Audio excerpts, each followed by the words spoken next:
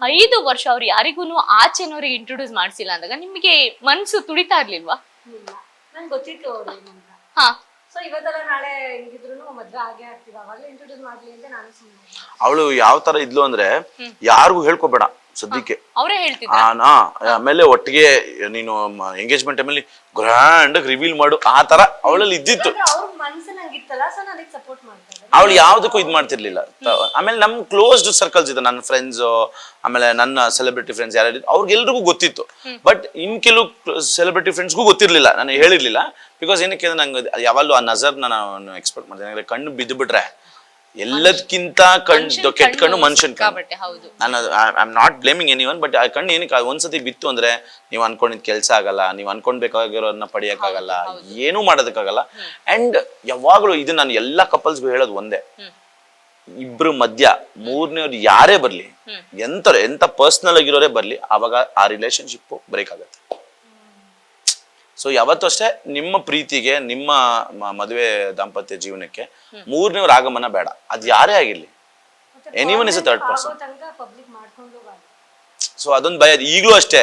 ನಾನು ಇದು ಇಂಟರ್ವ್ಯೂಸ್ ಎಲ್ಲ ಕೊಡಕ್ ಭಯ, ಮದ್ವೆ ಆದ್ಮೇಲೆ ಒಟ್ಟಿಗೆ ಕೊಡೋಣ ಅಂತಾನೆ ಇತ್ತು. ಬಟ್ ಹೆಂಗಿರೋ ಎಂಗೇಜ್ಮೆಂಟ್ ನಿಮ್ ಮದ್ವೆದೇನ್ ತಲೆನೋವೇನಿಲ್ವಲ್ಲ, ಸೊ ಅದಕ್ಕೆ ಓಕೆ ಫೈನ್ ಕೊಡೋಣ ಅನ್ಕೊಂಡು ನಾನು ಇದು ಮಾಡಿದ್ರು. ಸೊ ಹೇಳ್ತಾ ಇದ್ರು, ನಾನಂದ್ರೆ ಅವರಿಗೆ ಬೇರೆ ತರ ಮೈಂಡ್ ಸೆಟ್ ಇದೆ, ನಾನು ಇನ್ನೂ ಏನಾದ್ರು ಅಚೀವ್ಮೆಂಟ್ ಮಾಡ್ಬೇಕು, ಅದಾದ್ಮೇಲೆ ಇಂಟರ್ವ್ಯೂ ಕೊಡ್ಬೇಕು. ಹೌದು, ನನ್ನ ಆಸೆನೇ ಇದೆ. ನನಗೆ ಏನಕ್ಕೆ ಅಂದ್ರೆ ಇಂಟರ್ವ್ಯೂ ಕೊಡೋಷ್ಟು ದೊಡ್ಡವ್ರು ನಾವು ಅಲ್ದೇ ಇರ್ಬೋದು, ನಮ್ಗೆ ಏನೋ ನಮ್ದು ಇನ್ಸ್ಪಿರೇಷನ್ ವರ್ಡ್ಸ್ ಇಲ್ದೇ ಇರ್ಬೋದು. We are like A common couple. ಎಲ್ಲರೂ ಹೆಂಗಿದ್ರು ನಾವು ಹಂಗೆ ಇದೀವಿ, ನಮ್ದೇನು ಸಮಸ್ಯೆ ಇಲ್ಲ. ಬಟ್ ಎಲ್ಲರಲ್ಲೂ ಒಂದಷ್ಟು ಕಲಿಬೇಕಾಗಿರೋದಿರುತ್ತೆ. ನಾನು ಇನ್ನೊಬ್ರದ್ದೇನೋ ನೋಡಿ ಕಲ್ತೀನಿ. ತುಂಬಾ ವಯಸ್ಸಾದ ಕಪಲ್ಗಳನ್ನ ನಾನು ನೋಡ್ತಿಲ್ಲ, ಅವ್ರು ಏನಾದ್ರು ಹೇಳ್ಬೇಕಾ ನಾ ಕೇಳ್ಕೊತಾ ಇದ್ದೀನಿ, ಹೌದಾ ಸರ್ ಹಂಗ ಹಿಂಗಿದ್ಯಾ, ನಿಮ್ಮ ಪ್ರೀತಿಲಿ ಹಿಂಗ್ ನಡೀತಿದ್ಯಾ, ಆಮೇಲೆ ಕೆಲಸ ಮಾಡ್ಬೇಕಾದ್ರೆ ಅವ್ರ ಮನೆ ಕೆಲಸ ಮಾಡ್ತಾರೆ, ಅವ್ರೇನು ಇದ್ ಪಡಲ್ಲ, ನಾನು ಗಂಡಸು ನನ್ನ ಮನೆ ಕೆಲಸ ಮಾಡಲ್ಲ, ಅದೆಲ್ಲ ಏನಿಲ್ಲ. ಅವ್ರ ಅನುಭವಗಳನ್ನ ತಗೊಂಡಾಗ ಪರವಾಗಿಲ್ಲ, ಇಷ್ಟು ಚೆನ್ನಾಗಿದ್ಯಾ, ನಾನು ಆ ಕೆಲಸ ಮಾಡದೇ ಇರ್ಬೋದು. ಬಟ್ ಒಂದೊಂದು ಟೈಮ್ ನನಗೆ ಅನ್ಸುತ್ತೆ ಇಲ್ಲ ಇದನ್ನ ಮಾಡೋಣ ಅಂತ. ಆಕ್ಚುಲಿ ಅವಳು ಯಾವಾಗಲೂ ಎಕ್ಸ್ಪೆಕ್ಟ್ ಮಾಡ್ತಾ ಇರ್ತಾಳೆ, ನನಗೆ ಚೆನ್ನಾಗಿ ಕುಕ್ ಮಾಡಿಕೊಟ್ಟು ಅಡುಗೆ ಮಾಡ್ಕೊಡ್ಬೇಕು ಅಂತ ಎಕ್ಸ್ಪೆಕ್ಟ್ ಮಾಡ್ತಾ ಇರ್ತಾಳೆ. ಯಾವಾಗಲೂ ಹೇಳ್ತಿರ್ತಾಳೆ, ಕೇಳಿ ಕುಕ್ ಮಾಡೋ ಹುಡುಗನ ಮದ್ವೆ ಆಗ್ಬೇಕು ಅಂತ ಇತ್ತು. ಬಟ್ ನಾವು ಒಂದು ರೈಸ್ ಮಾಡಕ್ಕೂ ಬರಲ್ಲ. ಒಂದೇ ಆಸೆ 3 days ಹೆಣ್ಮಕ್ಳಿಗೆ ರೆಸ್ಟ್ ಬೇಕಲ್ವಾ, ಆ ಟೈಮಲ್ಲಿ ಆದ್ರೂ ಏನಾದ್ರು ಏನ್ ಬರುತ್ತೆ ಅದು ಅದೊಂದು. ಅದ್ರಲ್ಲೂ ಗರ್ಲ್ಸ್ ಲೀಸ್ಟ್ ದೊಡ್ಡದಿರುತ್ತೆ, ಹುಡುಗ ಆಗೋನು ಮದ್ವೆ ಆಗೋ ಹುಡುಗ. ಅವಳ ಲಿಸ್ಟ್ ದೊಡ್ಡದಿದೆ. ಆ ಲಿಸ್ಟಲ್ಲಿ ಎರಡನ್ನ ನಾನು ಫುಲ್ಫಿಲ್ ಮಾಡಕ್ಕೆ, ಒಂದು ಹೈಟ್ ಇರ್ಬೇಕು, ಒಂದು ನನ್ನ ಹೈಟ್ ಇಲ್ಲ, ಅದಾಗಲ್ಲ. ಇನ್ನೊಂದು ಅಡ್ಗೆ ಮಾಡಕ್ ಬರ್ಬೇಕು, ಅದನ್ನಂತೂ ನನಗೆ ಬರೋದೇ ಇಲ್ಲ. ಟ್ರಸ್ಟ್ ಮೀ, ಒಂಚೂರು ಒಂದ್ಸತಿ ಹಂಗೂ ಅನ್ನಕ್ಕೆ ಇಡು ಅಂತ ನನಗೆ ಫೋನಲ್ಲಿ ಹೇಳ್ಬೇಕಾದ್ರೆ ನಾನು ಅದನ್ನ ಗೂಗಲ್ ಮಾಡಿದೀನಿ, ಅನ್ನಕ್ಕೆ ಹೆಂಗ್ ಇಡಬೇಕು ಅಂತ. ನಮ್ಮಮ್ಮ ಹೇಳ್ಬೇಕಾದ್ರೆ ಅನ್ನಕ್ಕೆ ಇಡು ಅಂತ ಹೇಳಿ ನಾನು ಏನ್ ಮಾಡಿದೀನಿ, ಆ ಅಕ್ಕಿನ ತೊಳೆದೇ ಇಲ್ಲ, ಹಿಂಗ್ ತಗೊಂಡಿದೀನಿ, ತೆಗೆದು ಹಂಗೆ ಇಟ್ಟಿದೀನಿ. ಆ ನುಚ್ಚು ಇರ್ತಾವಲ್ಲ ಹಂಗೆ ಇದೆ. ನಮ್ಮಮ್ಮ ಬಂದ್ ಮಕ್ಕುಗಿತವ್ರೆ. ಆಮೇಲೆ ಆ ಮಕ್ಕುಗಿದ್ರದ್ ಬಂದು ಇವ್ಳು ಹೇಳ್ದೆ ಹಿಂಗೆ ಇದೆ ಅಂದ್ರತ್ತ.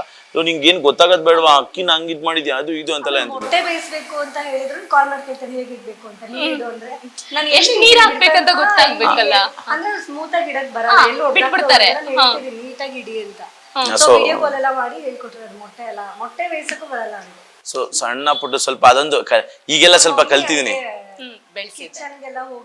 ಬಿಡಲ್ಲ, ನಮ್ಮಮ್ಮ ನಮ್ಮನ್ನ ಫುಲ್ಲು ರಾಜವಂಶ ತರನೇ ಬೆಳೆಸ್ಬಿಡೋರು, ಏನ್ ಬೇಕೋ. ಸೊ ನನಗೆ ಅದೇಂದು ಏನ್ ಇರ್ಲಿಲ್ಲ. ಸೊ ಏನಾದ್ರು ಅಮ್ಮ ಏನೇ ಇರ್ಲಿ, ಅಮ್ಮ ನನಗೆ ಅದ್ ಬೇಕಮ್ಮ, ಅಮ್ಮ ನಂಗೆ ಇದು ಬೇಕಮ್ಮ, ಅದ್ ಮಾಡ್ಕೊಡಮ್ಮ, ಇದ್ ಮಾಡ್ಕೊಡು. ಅವ್ರ ಅಕಸ್ಮಾತ್ ಮಾಡ್ಕೊಡ್ತಿರ್ಲಿಲ್ವಾ, ನಾನು ಜೊಮೆಟೊ ಮಾಡ್ತಿದ್ದೆ, ನಮ್ಮಮ್ಮ ಬೈಯೋರು, ನಾನು ಹಂಗೆ ಬೈಕೊಂಡು ತಿಂತಿದ್ದೆ. ನಾನೇನು ಅಡ್ಗೆ ಮಾಡ್ತಾರೆ, ಅವ್ರು ಬೇಜಾರೇ ಮಾಡ್ಕೊಳಲ್ಲ. ಅವ್ರಿಗೆ ಅಡ್ಗೆ ಊಟ ಬಡಿಸೋದು ತಿನ್ನೋದು ಅಂದ್ರೆ ಹಾಕೋದು ಇಷ್ಟ. ನಮ್ಮಮ್ಮನಿಗೂ ಸೇಮ್, ಅವ್ರ ಅಮ್ಮನಿಗೂ ಸೇಮ್, ಆ ಇಬ್ರಿಗೂ ಒಂದೇ ತರ. ಈ ಅಮ್ಮನ್ ಮಗ ಅಂತ ಇರ್ತಾರಲ್ಲ, ಅದು ಸೊಸೆದಿರ್ಗೆ ಸ್ವಲ್ಪ ಕಷ್ಟ.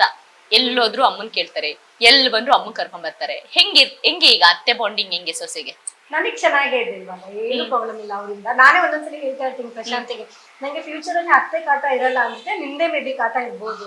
ನಾನ್ ಸ್ವಲ್ಪ ಇದ್ ಮಾಡ್ತಿರ್ತೀನಿ, ನನಗೆ ಹಿಂಗಿರ್ಬೇಕು, ಹಂಗಿರ್ಬೇಕು, ಹಿಂಗ್ ಬಾ ಹಂಗ್ ಬಾ. ಕೆಲವೊಂದ್ಸತಿ ನಾನೇ ಅವಳಿಗೆ ಹೇಳ್ತಿರ್ತೀನಿ, ಅವ್ರಿಂದ ಏನ್ ಸಮಸ್ಯೆಗಳು ಇರೋದಿಲ್ಲ. ಬಟ್ ನಾನೇನು ಗೊತ್ತಾ, ಸಮಸ್ಯೆ ಇರೋದಿಲ್ಲ ನಿಜ, ಬಟ್ ಸುತ್ತಮುತ್ತದವ್ರು ಸಮಸ್ಯೆ ಮಾಡದೆ ಬಿಡಲ್ವಲ್ಲ. ಇವಾಗ ಫಾರ್ ಎಕ್ಸಾಂಪಲ್ ಏನಾಗುತ್ತೆ ಗೊತ್ತಾ, ನಿಮ್ದು ಒಳ್ಳೆ ಮನ್ಸಿರುತ್ತೆ, ನಮ್ದು ಹಿಂಗ್ ಒಳ್ಳೆ ಮನ್ಸಿರುತ್ತೆ. ಅಕ್ಕಪಕ್ಕದವ್ರು ಬಂದು ಕಿವಿಲಿ ಚಾಡಿ ಹೇಳ್ತಾರಲ್ಲ, ನಿಮ್ ಸೊಸೆ ಹಿಂಗಿರ್ಬೋದಾಗಿತ್ತು, ಹಂಗಿರ್ಬೋದು. ಆ ಒಂದು ವಿಚಾರಕ್ಕೆ ನೋಡಮ್ಮ ಹಂಗಿರ್ಬೋದಾಗಿತ್ತು ಅಂತ ಅವ್ರು ಹೇಳಕ್ಕಿಂತ ಮುಂಚೆ ನೀನ್ ಹಂಗೆ ಇದ್ಬಿಡು. ನಾನು ಅವಳಿಗೆ ಈಗಲೇ ಅದು ಹೇಳ್ತಾ ಇದ್ದೀನಿ, ಬಿಕಾಸ್ ಅದು ಸಮಸ್ಯೆ ಆಗ್ಬಾರ್ದು. ಈಗ ನಮ್ಮವ್ರು ಏನ್ ಗೊತ್ತಾ, ನಮ್ಮ ಪ್ರಪಂಚದಲ್ಲಿ ಎಲ್ಲರೂ ನಾವು ನಮ್ಮವ್ರ ಮಾತು ಬಿಟ್ಟು ಬೇರೆಯವ್ರ ಮಾತೇ ಕೇಳೋದು ಜಾಸ್ತಿ, ಅದು ನಿಮಗೂ ಗೊತ್ತು. ಸೊ ಅದಕ್ಕೋಸ್ಕರ ನಾನು ಕೆಲವೊಂದನ್ನ ನಾನು ಅವಳಿಗೆ ಹೇಳ್ತೀನಿ ಅಷ್ಟೇ. ಇನ್ಮೇಲೆ ಅಮ್ಮ ಮಗಂದ ರೀಲ್ಸ್ ಗಿಂತ ಹೆಚ್ಚು ಅತ್ತೆ ಸೊಸೆ ಜಾಸ್ತಿ ಆಗುತ್ತೆ. ಅವ್ರು ರೀಲ್ಸ್ ಮಾಡಲ್ಲ ಅವರು. ನನ್ನ ಜೊತೆ ಮಾಡ್ತಿದ್ದೆ ನನ್ನ ಫ್ರೆಂಡ್ ಅನೂಪ್ ಅಂತ ಇದ್ದಾನಲ್ಲ, ಅವ್ರ ಅಮ್ಮನ ಜೊತೆ ಮಾಡ್ತಿದ್ದೆ. ಅವ್ರ ಅಮ್ಮ ತುಂಬಾ ಎನರ್ಜಿ. ಸೊ ಅವ್ರ ಅಮ್ಮನ ಜೊತೆ ಹೌದೌದು, ಅವ್ರು ನನಗೆ ಹೊಡೆಯೋದೆಲ್ಲ ಮಾಡ್ತಾರಲ್ಲ, ಅದು ಅನೂಪ್ ಇದಾರಲ್ಲ, ಅವ್ರ ಫ್ಯಾಮಿಲಿ 3 ಜನನು ಬರ್ತಾರೆ ರೀಲ್ಸ್ ಮಾಡೋದಕ್ಕೆ. ಸೊ ಅವ್ರ ಜೊತೆ ನಾನು ಜಾಸ್ತಿ ಮಾಡ್ತೀನಿ. ನಮ್ಮ ಅಮ್ಮನಿಗೆ ರೀಲ್ಸ್ ಎಲ್ಲ ಇಷ್ಟ ಇಲ್ಲ, ತಲೆ ಮೇಲೆ ಹೊಡೆದು ಕಳಿಸ್ತಾರೆ.